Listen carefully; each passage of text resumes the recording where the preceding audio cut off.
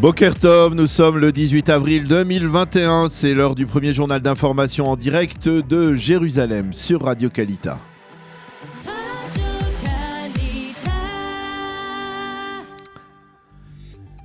Eh bien, c'est une journée marquante en Israël dans la lutte contre le coronavirus. Pour la première fois depuis le début de l'épidémie, le port du masque n'est plus obligatoire à l'extérieur.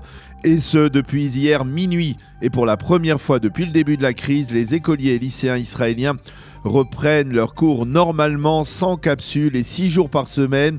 Cependant, les Israéliens sont priés de continuer à respecter les règles de distanciation sociale et d'hygiène, et ce, d'autant plus que les experts mentionnent en Israël le variant indien comme pouvant être résistant au vaccin Pfizer. 7 Israéliens ont été contaminés au cours des derniers jours par ce variant et les spécialistes affirment qu'il faut suivre de près son développement. On précise toutefois au ministère de la Santé qu'il n'est pas question pour l'instant d'envisager la fin du port du masque dans les lieux fermés. L'état de santé d'Itzik Sayadian reste toujours critique. Sayadian est ce soldat traumatisé par le combat de Sadjaïe lors de l'opération Bordure Protectrice dans la bande de Gaza et qui s'est immolé la semaine dernière pour exprimer son désespoir face aux affres de la bureaucratie israélienne, une bureaucratie qui refusait de reconnaître son invalidité.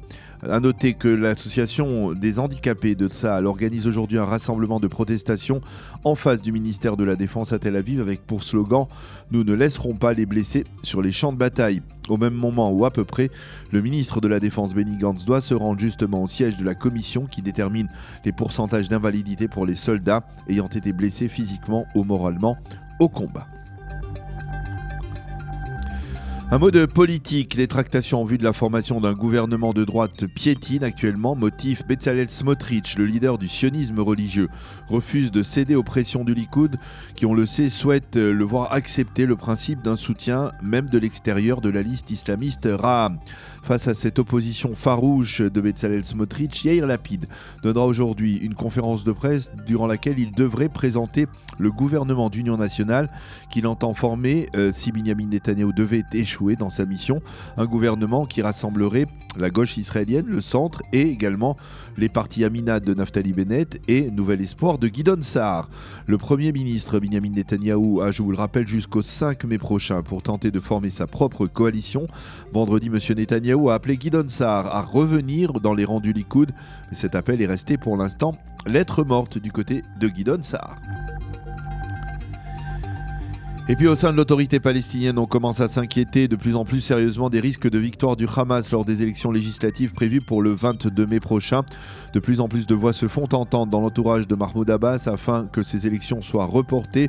Et ce qui est plus intéressant encore, c'est que les Américains pourraient cautionner un tel report. En effet, l'administration Biden considère qu'une victoire du Hamas à ces élections législatives mettrait fin à tout son projet des 2 États pour 2 peuples, un projet actionné par l'administration américaine depuis de nombreuses années, en tout cas par l'administration démocrate.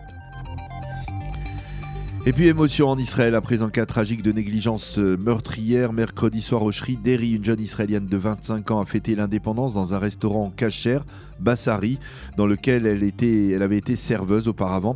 Un restaurant Bassari qui ne sert donc que de la viande et pour cause, Oshri était gravement allergique depuis sa naissance à tous les produits laitiers.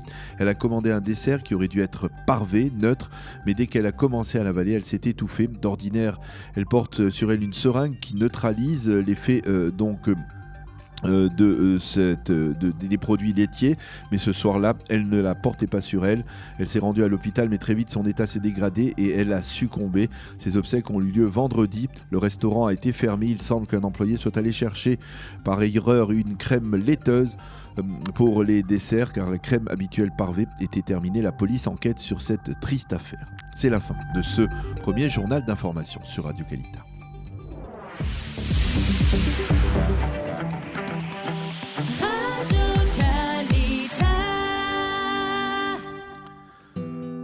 Une page météo pour terminer ce premier pôle d'information. Le temps sera très chaud et sec sur l'ensemble du territoire israélien avec l'arrivée d'un puissant Khamsin, un vent chaud du désert sur l'ensemble du territoire israélien.